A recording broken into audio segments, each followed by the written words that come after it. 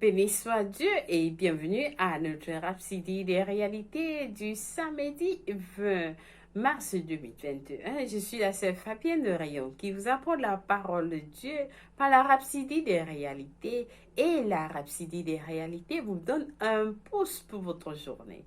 Alors aujourd'hui, nous allons lire notre passage du jour. Avant de lire notre passage du jour, j'aimerais vous souhaiter un bon week-end et prier pour le Seigneur, vous le remercier pour tout ce qu'il a fait pour nous tout au long de la semaine qui s'achève. Nous disons merci Seigneur pour ta grâce, merci pour ton amour, merci pour ta fidélité, merci pour ta présence divine avec nous, merci pour la protection, merci pour toutes les bénédictions dans les lieux célestes. Merci Seigneur d'être avec nous, avec tes enfants qui sont à l'écoute de ce programme de lundi à dimanche, Seigneur. Merci infiniment de ta parole qui nous enseigne, qui nous instruit, qui nous guide, qui nous corrige, Seigneur. Alors, nous te disons infiniment merci, Seigneur, car tu es Dieu, tu es miséricordieux, tu es le Dieu Tout-Puissant. Nous te disons infiniment merci pour ce week-end et pour des jours à venir, Seigneur, pour tout ce que tu as préparé pour nous en avance. Alors, nous te sommes reconnaissants au nom de Jésus-Christ. Amen, loué soit Dieu. Alors, chers frères et sœurs, notre passage du jour, Pasteur Christ Oyakilome l'a titré « Priez pour les dirigeants du monde ». Priez pour les dirigeants du monde. Alors, le pasteur nous dit, il a pris ce passage de 1 Timothée 2, versets 1 à 2. Nous lisons notre verset du jour ensemble. J'exhorte donc, avant toute chose, à faire des prières, des supplications, des requêtes, des actions de grâce pour tous les hommes, pour les rois et pour tous ceux qui sont élevés en dignité, afin que nous menions une vie paisible et tranquille, en toute piété et honnêteté. Alors, loué soit la parole de Dieu. Le pasteur nous fait comprendre quelque chose, une série d'histoires. Il nous dit, c'était à la une des infos il y a quelque temps. Cet homme qui a étranglé son enfant de 4 ans dans la baignoire. Après l'avoir tué, il a crié avec des larmes. Je ne sais pas pourquoi je l'ai fait, a dit l'homme. Bien sûr, il est allé en prison pour cela. Il est allé en prison pour cela. Dans ses paroles, il a dit, j'ai senti une puissance qui était au-delà de moi et j'ai étranglé mon propre fils. Vous vous rendez compte? Alors cela ne va pas vous arriver au nom de Jésus-Christ. Nous rejetons cela. Il a également été remporté. Comment un garçon de 16 ans est entré chez lui et a tué sa mère et son père par balle.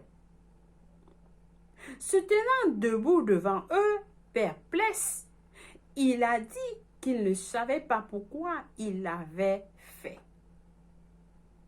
Vous parlez ici des fils, des filles, des hommes et des femmes, des maris et de femmes, de pères et de mères, venus de l'enfer. Oui, venus de l'enfer. Et pourquoi sont-ils venus de l'enfer? Pourquoi sont-ils venus de l'enfer, pardon? C'est parce que ils sont possédés. Ils sont possédés par des démons. Ils sont possédés par des démons. Des esprits maléfiques sont entrés en eux pour accomplir de tels actes innombrables. Oui, ce sont des esprits qui sont entrés en eux pour poser ces actes. C'est pourquoi Dieu nous dit de prier pour les dirigeants, parce qu'ils ne sont pas exclus de cette influence démoniaque. Les leaders des nations ne sont pas exclus de ce genre d'influence démoniaque. Pas du tout. Alors Dieu nous demande de prier. Vous devez prier pour eux parce qu'un esprit maléfique peut entrer en eux. La Bible nous dit dans Luc 22, verset 3, qu'un mauvais esprit est entré en Judas Iscariote. Quand cela s'est passé, il est sorti de là où Jésus et les disciples étaient pour aller voir les souverains sacrificateurs afin de finaliser l'arrangement dans le but de trahir Jésus, le Fils de Dieu. Donc vous voyez, si cela s'est passé avec un disciple de Jésus-Christ, combien de fois les leaders des nations? Quand Judas a vu Jésus suspendu à la croix, il a pensé que Jésus allait miraculeusement descendre de la croix. Mais alors, ça ne fut pas le cas. Cela ne fut pas le cas. Matthieu 27, verset 3 à 5 nous dit, alors Judas, qui l'avait livré, voyant qu'il était condamné, se repentit et rapporta les 30 pièces d'argent aux principaux sacrificateurs et aux anciens. Judas jeta les pièces d'argent dans le temple, se retira et allait se pendre. Il est allé se pendre parce que il a compris ce qui s'est passé. Et qu'est-ce que cela vous dit? Qu'est-ce que cela vous dit? Qu'est-ce que cela vous dit? Satan l'a poussé à le faire. Satan l'a poussé à le faire. Il a utilisé. C'est ce qui arrive à certains dirigeants aujourd'hui.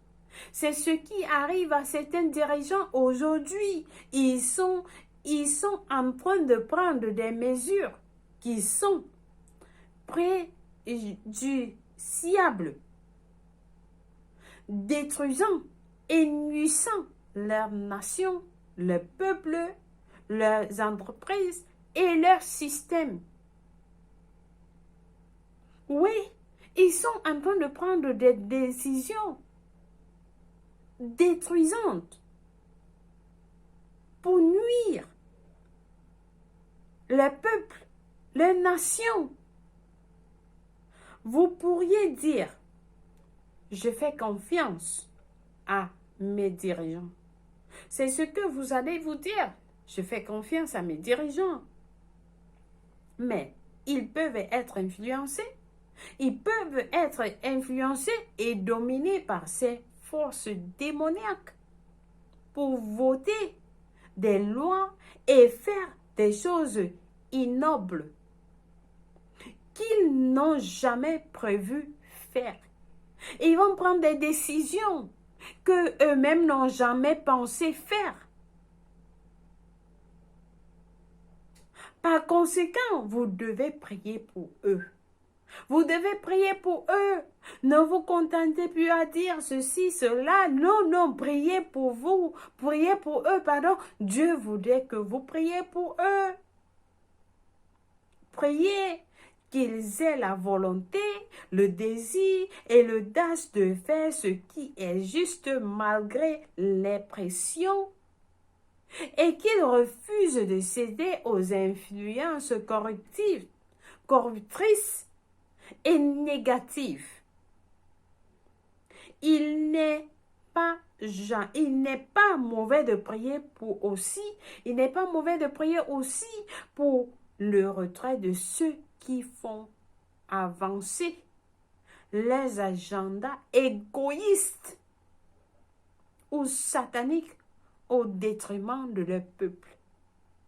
Nous devons prier pour ceux-là aussi qui font pousser leur plan, leur agenda égoïste et ou satanique au détriment de leur peuple.